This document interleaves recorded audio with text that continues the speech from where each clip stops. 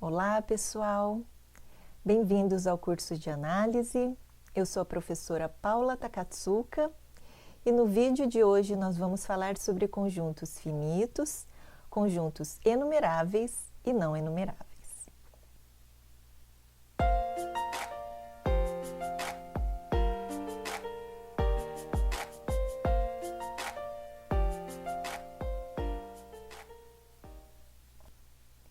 Todos nós temos a noção intuitiva de conjuntos finitos e infinitos.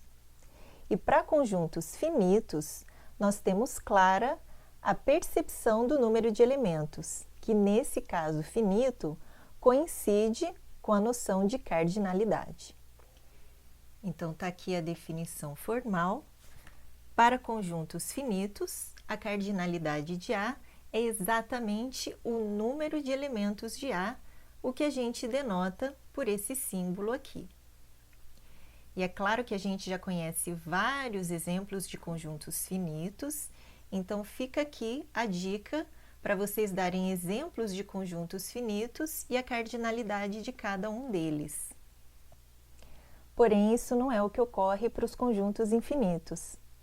Olha só a definição matemática para o conceito de cardinalidade de forma geral. Dizemos que dois conjuntos A e B têm a mesma cardinalidade se existe uma bijeção entre esses dois conjuntos A e B, e nesse caso nós escrevemos esse símbolo aqui para indicar que o conjunto A e o conjunto B, eles têm a mesma cardinalidade. E o legal aqui é a gente perceber que essa ideia de haver uma bijeção entre os dois conjuntos para dizer que isso é o significado deles terem a mesma cardinalidade, isso generaliza o que acontece no caso do conjunto finito, né? Então, por exemplo, se nós temos dois conjuntos finitos, A e B, e nós temos uma bijeção entre esses dois conjuntos, ele corrige aqui, e nós temos uma bijeção entre esses dois conjuntos, né? Por ela ser uma bijeção, ela é injetora. E sendo injetora, o que acontece? O número de elementos de A é menor ou igual ao número de elementos de B. E sendo bijetora, ela é também sobrejetora. E sendo sobrejetora, nós temos, por sua vez, que o número de elementos de B é menor ou igual ao número de elementos de A. Então, quando há uma bijeção entre esses dois conjuntos, no caso finito, o número de elementos de A é igual ao número de elementos de B. E como a ideia da mesma cardinalidade ser uma noção que generaliza o fato de dois conjuntos terem a mesma quantidade de elementos, essa é a ideia que generaliza para conjuntos finitos e infinitos o fato deles terem a mesma cardinalidade. Bom, nós vamos dar agora as definições que nós vamos utilizar na aula de hoje, que são as seguintes. Bom, para facilitar, a gente denota por Fn o conjunto dos naturais de 1 até n. E a gente diz, então, que um conjunto é finito se ou ele é o conjunto vazio ou existe algum n tal que o A tem a mesma cardinalidade do n. Bom, e nesse caso, o número de elementos de A, então, vai ser igual a n. A é dito infinito se o A não for finito. E A é dito enumerável se uma das duas condições ocorrerem. Ou ele é finito, ou então ele vai ser infinito, porém com a mesma cardinalidade dos números naturais. E ele é dito não enumerável se A não for enumerável. Esse nome, conjunto enumerável, deve-se ao fato de que, quando a gente tem uma bijeção com o conjunto dos naturais, a gente consegue enumerar os elementos do conjunto, ou seja, a gente consegue listar os seus elementos em uma sequência. Vamos ver então como funciona essa ideia de enumerar os elementos de um conjunto enumerável. Então, se a gente tem um conjunto enumerável, vamos chamar esse conjunto enumerável de X, isso significa que existe uma bijeção com o conjunto dos naturais. Essa é a definição de conjunto enumerável. Então, o conjunto dos naturais é o 1, o 2, o 3, o 4, etc., o n de forma geral. Então, quando você define onde vai ser levado o 1, a imagem do 1 por essa bijeção, ela vai indicar para você quem vai ser o primeiro elemento da sua ordenação em X. Quando você define em que elemento vai ser levado 2, isso significa que f de 2, por essa bijeção aqui, vai ser o segundo elemento da sua ordenação em X. A mesma coisa, f de 3, ou seja, a imagem do 3, ele é o terceiro elemento da sua ordenação e assim por diante. Quando você define f de n, você está falando quem vai ser o enésimo elemento. Então, assim que você estabelece uma bijeção com os naturais, você automaticamente já enumerou os elementos do conjunto. Então, vamos ver aqui como isso acontece através de exemplos. Então, aqui a gente tem, no caso, o 2n, né, que é o conjunto dos naturais pares, né, o conjunto de todos os números da forma 2 vezes n com n natural. Então, isso aqui são os elementos o quê? 2, 4, 6, 8, etc. Eu vou querer provar aqui que o 2n, ele possui a mesma cardinalidade dos números naturais. Isso significa, então, que eu vou estabelecer uma bijeção entre esses dois conjuntos e, assim, automaticamente, eu vou estabelecer uma ordem aqui nesse conjunto 2n. Então, é natural que eu estabeleça esse aqui como o primeiro elemento, o 4 como o segundo elemento, o 6 como o terceiro elemento e assim por diante. Então, se a gente tem uma bijeção entre os naturais e o conjunto dos naturais pares, quando eu digo que o 2 vai ser o meu primeiro elemento, eu estou dizendo que ele vai ser a imagem, por essa bijeção, do elemento 1. Então, eu estou dizendo que o 1 ele vai ser levado por essa bijeção no 2. Quando eu digo que o 4 vai ser o meu segundo elemento, eu estou querendo dizer que ele vai ser levado por essa bijeção, ele vai ser a imagem por essa bijeção do elemento 2 dos números naturais. Ou seja, essa bijeção vai levar o 2 no 4. Quando eu digo que o 6 é o terceiro elemento, eu estou dizendo que ele é a imagem por essa bijeção do elemento 3 e assim por diante. Ou seja, o 3 é levado no 6, etc. Então, em quem vocês acham que o n, o enésimo elemento do conjunto dos naturais, vai ser levado? Porque a gente tem que estabelecer uma cara para a nossa bijeção, né? E aqui, então, claramente dá para a gente ver que cada elemento n, ele é levado no seu dobro, ou seja, no elemento correspondente 2n. Então, essa função que a gente estava procurando é a função que vai de n nos naturais pares, onde cada n é levado em 2n.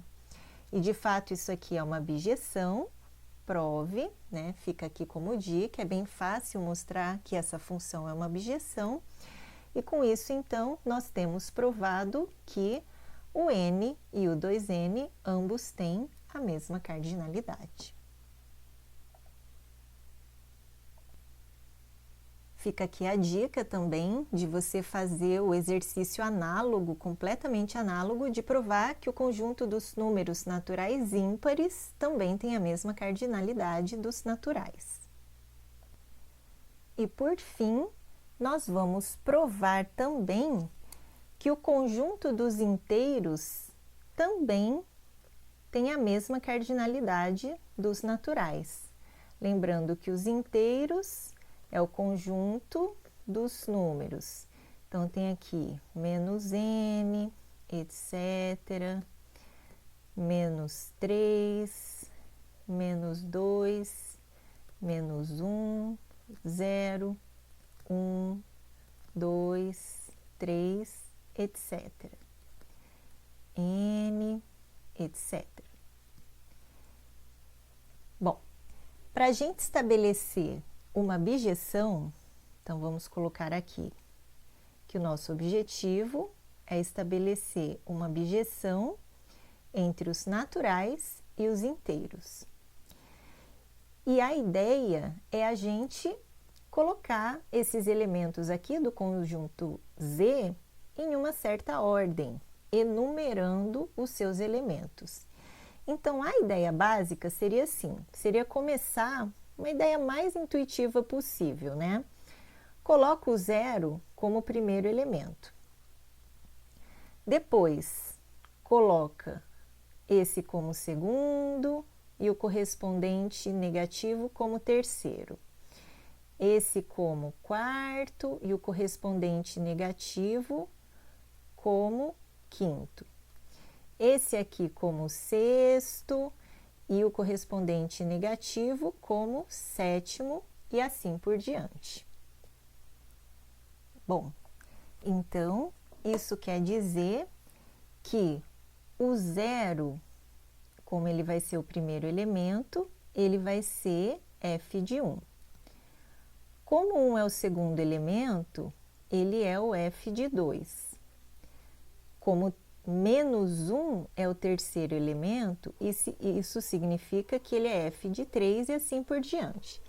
Então, vamos colocar aqui, olha só. O 1, ele está sendo levado no 0. O 2, ele está sendo levado no 1. O 3 está sendo levado no menos 1. O 4, olha só, ele está sendo levado no 2. O 5 está sendo levado no menos 2. O 6 está sendo levado no 3. E o 7 está sendo levado no menos 3. E assim por diante. Vamos ver, então, se desses elementos iniciais a gente está conseguindo extrair uma cara para a nossa f, né? Então, vejam só. Vamos deixar o 0 em suspenso, porque ele é especial, mas vamos ver o que está acontecendo com os números pares, olha só.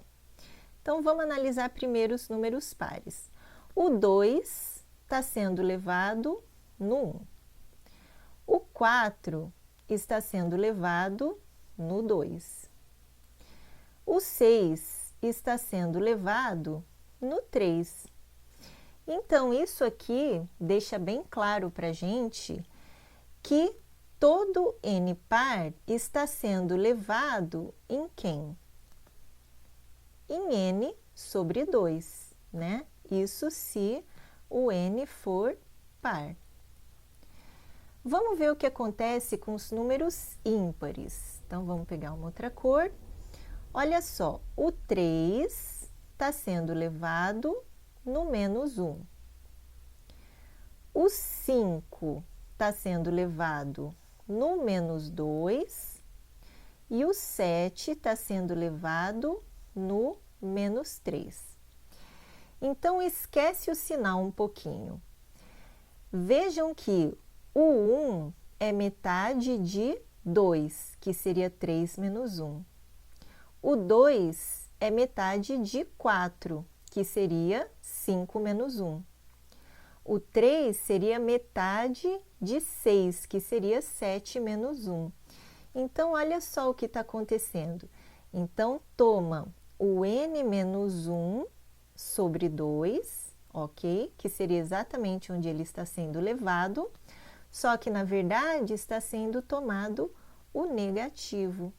Então, está aqui a definição da nossa função e também fica aqui a sugestão de vocês provarem que, de fato, a f, definida dessa maneira aqui, é uma bijeção. E isso prova, então, o que a gente queria demonstrar, que é o fato de que z e n possuem a mesma cardinalidade. Ok? Então, com isso, a gente provou o quê? Olha só, quando a gente prova que 2n e n têm a mesma cardinalidade, a gente acabou de mostrar o quê?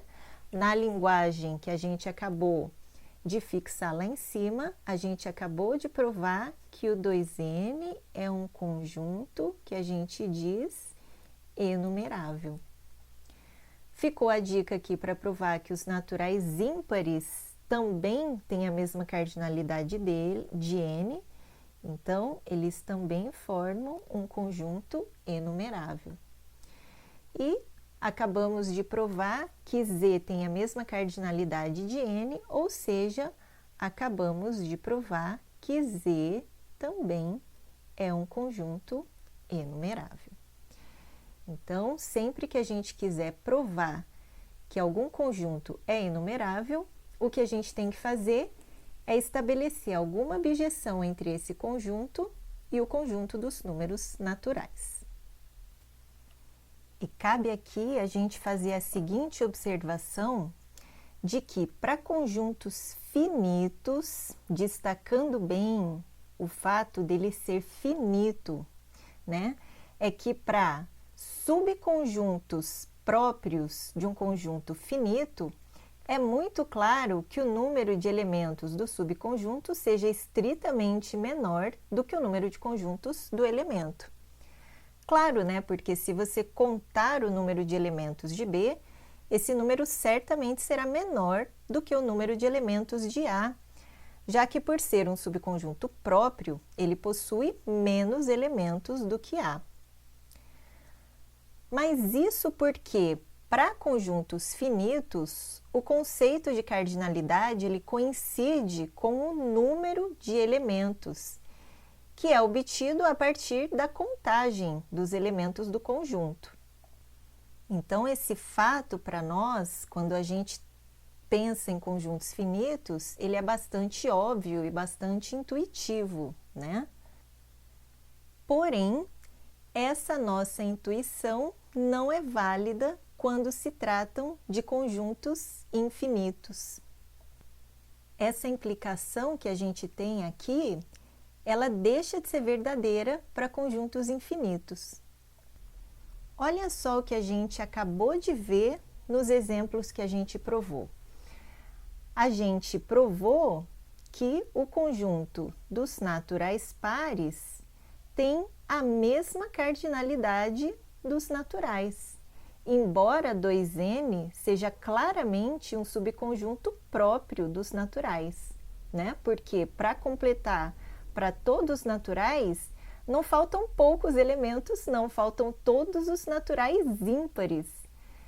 Mas olha só que interessante, mesmo sem uma quantidade infinita, aliás, que é a mesma quantidade dos naturais, porque ficou como exercício o exemplo de que todos os naturais ímpares também têm a mesma cardinalidade de n, ou seja, você, desse conjunto aqui, você extrai um subconjunto com a mesma cardinalidade dele, que são os naturais ímpares, e o que sobra ainda é um conjunto com a mesma cardinalidade dele mesmo, né? Então, isso contraria a ideia habitual que a gente tem, que é o que ocorre no nosso dia a dia, que a gente trata de coisas finitas, né? Agora, outra coisa interessante também que a gente viu no mesmo exemplo que a gente acabou de provar, é que os naturais, por sua vez, também têm a mesma cardinalidade dos inteiros. E claramente são um subconjunto próprio, né? Só que eles possuem a mesma cardinalidade, né? Para completar, digamos assim, é um subconjunto próprio, porque para completar para os inteiros, faltaria tanto zero quanto todos os números negativos. Então é engraçado, né? Do Z, você extrai uma quantidade enumerável, ou seja, você extrai infinitos, que seriam todos os números negativos, e o que sobra ainda é um mesmo conjunto, é um subconjunto com a mesma cardinalidade, ou seja, quando a gente trata de conjuntos infinitos, tudo aquilo que a gente está acostumado e que a nossa lógica e a nossa intuição leva a gente a pensar, isso pode deixar de ser verdade quando a gente trata de conjuntos infinitos. Esses e muitos outros fatos inusitados ocorrem quando a gente lida com conjuntos infinitos. Olha só o próximo exemplo, como é mais surpreendente ainda. O intervalo 0, 1 e toda a reta real tem a mesma cardinalidade.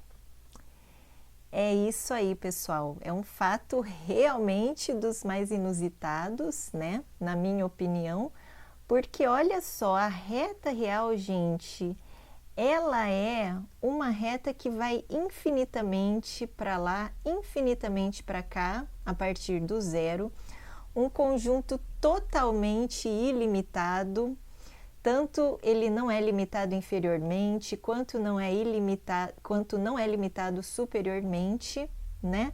Ela vai embora para a direita, vai embora para a esquerda, e mesmo assim, olha só, você pegar esse intervalinho aqui, de 0 até 1,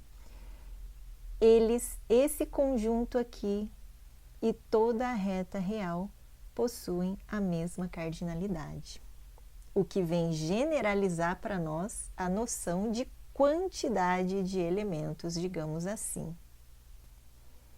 Então, isso nem parece verdade, né? Mas a gente vai provar agora matematicamente que isso é verdade. Como que a gente prova matematicamente isso? A gente exibe uma bijeção do intervalo 0, 1 para toda a reta real. Uma bijeção, sim, uma bijeção. Para cada elemento do intervalo 0, 1, está associado um único elemento da reta real e vice-versa, ou seja, os elementos desse pequeno intervalo 0, 1 estão em correspondência biunívoca com os elementos de toda a reta ilimitada. Incrível, né? Então, vamos lá. A função que geralmente é utilizada como bijeção é a seguinte: é a tangente de π vezes x menos π sobre 2. Então, vamos ver só o que acontece com essa função. Se de fato, quando x percorre o intervalo 0, 1, a tangente de π vezes x menos π sobre 2, de fato, percorre toda a reta real. Então, olha só, o que acontece quando x percorre todo o intervalo 0, 1? O ângulo πx menos π, ele vai percorrer, se você substituir aqui, ó, o x por 0, isso vai dar o quê? Menos π sobre 2. E quando você substitui o x por 1, você vai ter π menos π sobre 2, que vai dar π sobre 2. Então, quando o x percorre o intervalo 0, 1, o ângulo πx menos π sobre 2 percorre o intervalo menos π sobre 2, π sobre 2. E quando esse ângulo varia de menos π sobre 2 até π sobre 2, esse ângulo aqui, a tangente desse ângulo aqui percorre toda a reta real, né? Se a gente tomar a imagem da tangente de menos π sobre 2 até π sobre 2, isso de fato dá toda a reta real. Olha que incrível, gente. E está aqui provado matematicamente, sem nenhum poder de contestação, que o intervalo 0, 1 e a reta têm a mesma cardinalidade. Esse fato de subconjuntos próprios terem a mesma cardinalidade do conjunto é uma característica exclusiva dos conjuntos infinitos, já que isso não ocorre para os conjuntos finitos. Por isso, alguns autores utilizam essa caracterização para dar a seguinte definição: um conjunto C é infinito se tiver a mesma cardinalidade de algum de seus subconjuntos próprios. São muitos os fatos inusitados que nos surpreendem e até mesmo nos encantam quando a gente vê a realidade dos conjuntos infinitos. Então, eu vou deixar aqui para vocês um desafio muito famoso, conhecido como Hotel de Hilbert. Então, está aqui o texto que eu extraí da UBMEP. Hotel de Hilbert, sempre há vagas. O Hotel de Hilbert é um hotel famoso por nunca deixar um viajante sem quarto. Isso ocorria por ter infinitos quartos, numerados utilizando-se os inteiros positivos, 1, 2, 3, etc. Mas, além disso, é fundamental também contar com um engenhoso gerente. Então, eu lanço os seguintes desafios para vocês se encantarem com aquilo que a princípio contraria a lógica a que nós estamos habituados no nosso dia a dia. Então, olha só. Desafio 1. Num certo dia, o hotel tinha todos os quartos ocupados e um turista, que não tinha feito reserva, chegou ao hotel e solicitou um quarto. Não sabendo como proceder, o recepcionista chamou o gerente. O que você faria como gerente do Hotel de Hilbert para poder acomodar o turista? Então, a ideia aqui, como gerente do Hotel de Hilbert, é você remanejar todos os hóspedes que já estão no Hotel de Hilbert para poder acomodar esse turista. Mais um desafio. Logo em seguida, depois de acomodar o turista, chegaram mais 5 pessoas com a pretensão de se hospedarem no hotel. Com os quartos todos ocupados, o recepcionista chamou novamente o gerente. Agora, provavelmente, você facilmente sabe como alojar mais estas 5 pessoas, não sabe? Então, tendo resolvido o desafio 1, acredito que esse desafio 2 você consiga resolver sem maiores problemas. Outro desafio. Após uma pitoresca estadia, os hóspedes dos quartos 1 a 10 partiram. Agora, com 10 quartos desocupados, o gerente foi novamente avisado, pois gostava de ter o hotel sempre lotado. Ele então agiu prontamente para deixar todos os quartos do hotel ocupados. Como você agiria? Tendo resolvido os desafios 1 e 2, acredito que também para resolver o desafio 3 você não tenha nenhuma dificuldade. Agora vamos ver o próximo desafio. Olha só o desafio 4. Logo em seguida, chegou um ônibus com infinitos passageiros. Uma vez mais, o gerente foi requisitado para solucionar tamanho desafio. Você consegue pensar em alguma solução? Esse aqui é um desafio mais capcioso, né? Mas também acredito que vocês, pensando um pouquinho, vão conseguir solucionar essa questão. E o último desafio é o seguinte: finalmente chegaram infinitos ônibus com infinitos passageiros cada um. Como deve agir o gerente do hotel para alojar todos esses visitantes e manter a tradição do hotel de nunca deixar um viajante sem quarto? Bom, pessoal, ficam então os desafios para vocês.